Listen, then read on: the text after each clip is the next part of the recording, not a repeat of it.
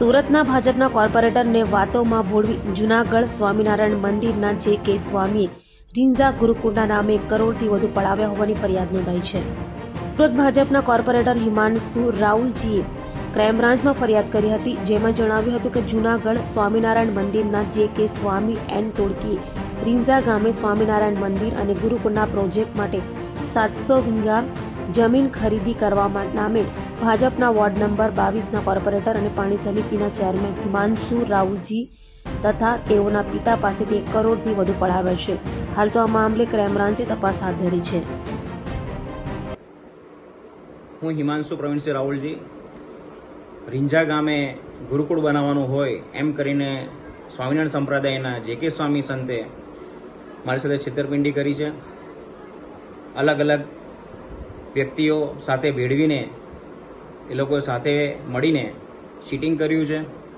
અમારે સ્વામિનારાયણનું મંદિર બનાવવું છે, સંતોના નામ પડશે, અમારા સંપ્રદાયનું નામ પડશે તો જમીનોનો અભાવ વધી જશે, એટલે અમારા સંપ્રદાયની બહારની વ્યક્તિ હોવી જોઈએ જેથી અમારા સંપ્રદાયનું નામ કશે ખુલે ને જમીનોનો ભાવ વધે નહીં.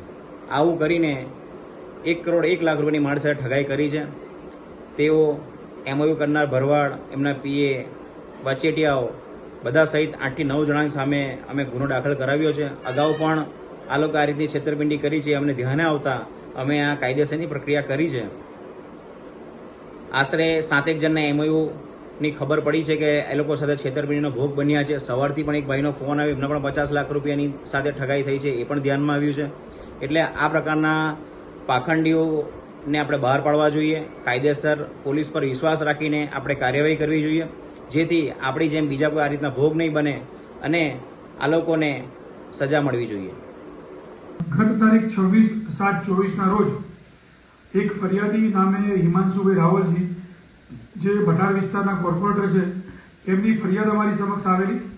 અગાઉ અરજી હતી, જેની અરજીની તપાસ કરતા એવું જાણવા મળે છે કે એમને પાસે જે.કે. સ્વામી કરીને એક સ્વામિનારાયણ સંત છે, જેમણે આણંદ જિલ્લાની રીંઝા ગામની જમીન હિમાંશુ રાવલજીને સ્વામિનારાયણ મંદિર બનાવવા માટે એમના નામે લેવાનું કહી અને બાના પેટે 1 કરોડ 1 લાખ રૂપિયાનું એડવાન્સ પેટે લઈ એમની સાથે છેતરપિંડી કર્યા મુજબની ફરિયાદ અત્રેના પોલીસમાં આવતા પોલીસમાં ફરિયાદ દાખલ કરી અને આગળની તપાસ ચાલુ કરેલ છે.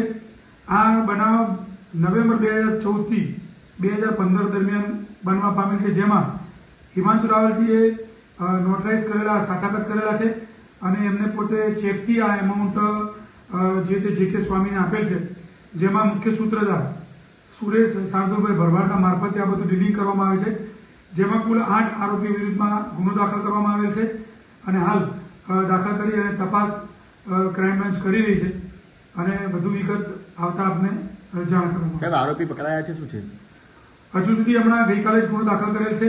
આરોપીની તપાસ સ્ટાર્ટ કરેલ છે. આરોપીઓ શોધવાની તજવીજ ચાલુ છે.